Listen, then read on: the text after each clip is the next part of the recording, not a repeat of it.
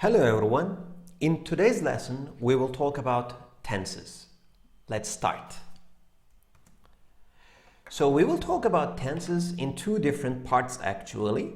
So in the first part, we will talk about present and past tenses. So part one is this part actually. And in part two, we will talk about future tenses and common tense or time linkers. So here we are starting with present and past tenses. But before we start, I want to talk about very shortly what is time, what is aspect, and what is a tense. Okay then, teacher, why is this important? Now, this is important because a tense actually consists of a time and an aspect. So a time and an aspect, they come together and they form a tense. So if we know about these two things, then we will have a better idea about what a tense is. So let's start. First of all, what is time? What is time? When we say time in English, we are actually talking about two basic times, present time and past time. So in English, we have two times, present time and past time. And future, very interestingly, future time is part of the present time.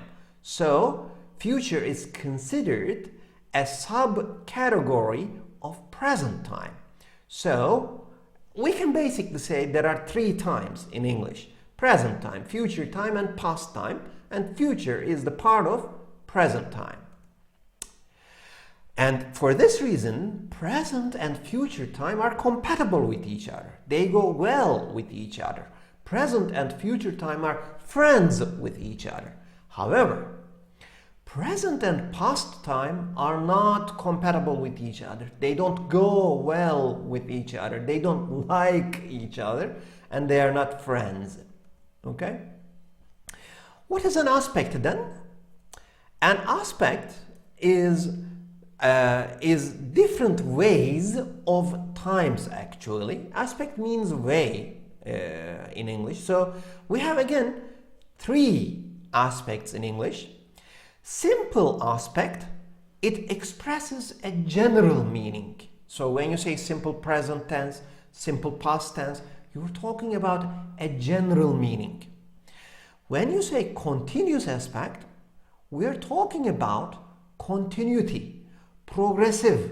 So continuous aspect gives a continuous meaning. So continuous, continuing. Okay. Now the most important thing here is the perfect aspect. Because perfect aspect, it expresses, it gives a relationship or connection between two times. Now that's very, very important. When you're talking about a perfect tense talks about two different times. It sets a relationship. It makes a connection between two times. So this is very, very important to us. Now then, in tense names, there's always a meaning hidden, okay? So here we say a time, present, past, and future connects with an aspect, simple aspect, continuous aspect, or perfect aspect, and then we have a tense. For this reason, there's always a meaning in tense names. Okay then, so how many tenses are there in English? Well, in different grammar books you will see different names and different numbers. But here I have put together all of them, and we have 13 tenses in English, we can say. But like I said, in different grammar books you will find different numbers. So simple present tense, like I said, simple means general, present means present, so general present tense. Well, simple past tense, general past tense, but sometimes it talks about one-time activity, and sometimes it talks about simple past tense, a general activity. So it gives two meanings. Present continuous tense, it's a present tense now, and continuous, it's continuing, right? Past continuous tense, this is okay. Now, present perfect tense. Now, present perfect tense, first of all, it's a present tense, it's not a past tense. And perfect means it is giving us a connection between present and past. But what is important here is the present aspect, because the name is present. But because it's a perfect tense, it's giving us a connection, it's making a connection between present and past. This is why the names of tenses are important. Now, since that, past perfect gives us a connection between two past events. So again, there are two times, and both of them, because this is a perfect tense,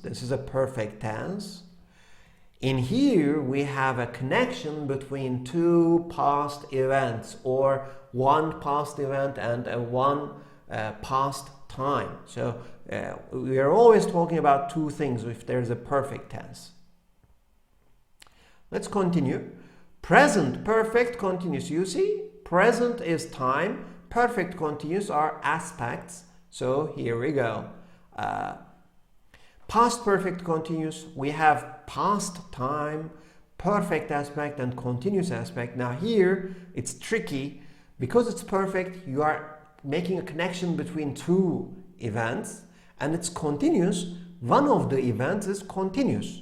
One of them is not, but one of the events is continuous. Will future, be going to future. Future continuous is will be verb ing.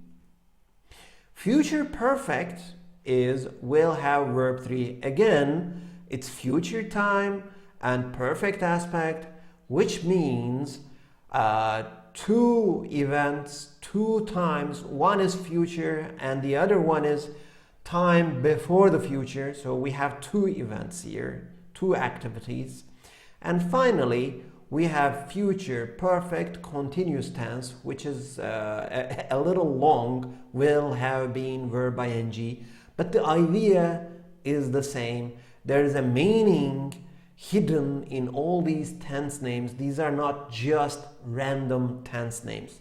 There is a meaning hidden in them, and we will talk about them in detail in our course.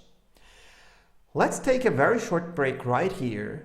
And after the break, we will start talking about simple present tense. See you after the break.